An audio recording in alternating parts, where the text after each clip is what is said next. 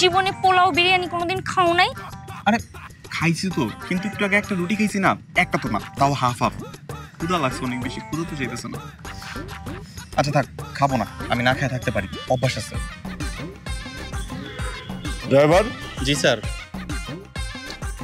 দেখো তো আশেপাশে গরিব অসহায় কেউ আছে কিনা, থাকলে ডাকতে পারো, কারণ আমরা আবার একলা একলা খাইতে পারি না, সবাইকে দিয়ে খেতে পছন্দ করি। জি স্যার, বুঝছি। হ্যাঁ, এভাবে কথা বলছে কেন? হ্যাঁ, খেতে বসেছে, খাও না কেন? কিন্তু এভাবে কষ্ট দিয়ে কি লাভ বলো তো? মমতা, এত আবেগ দেখিয়ে লাভ নাই।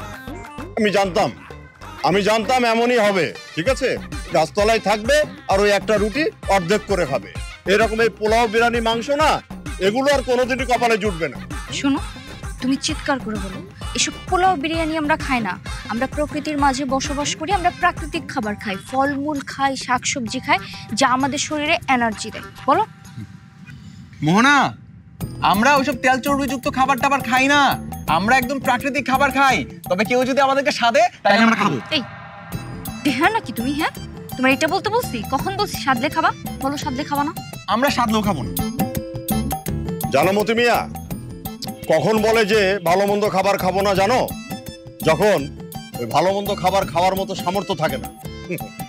আবার আজকালকার ছেলে মেয়েরা কথাই কথাই বলে পালিয়ে বিয়ে করব, গাছতলায় থাকবো, একটা রুটি অর্ধেক করে খাবো।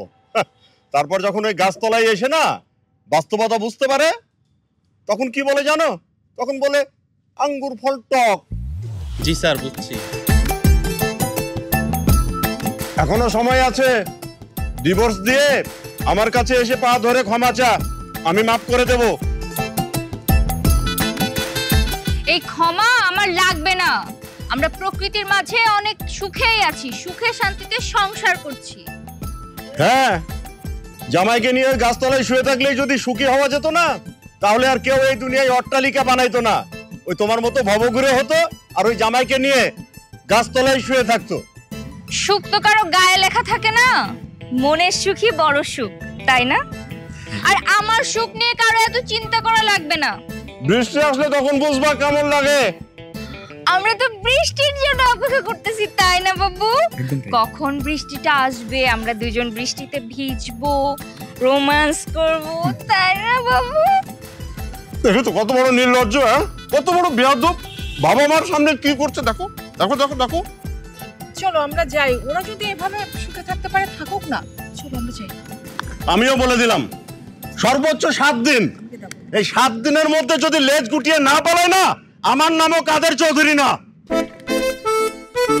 হ্যাঁ, যাও যাও, নাম চেঞ্জ করে অন্য কিছু রেখে দিও, কারণ তোমার মেয়ে এই চ্যালেঞ্জ হারবে না, তাই না?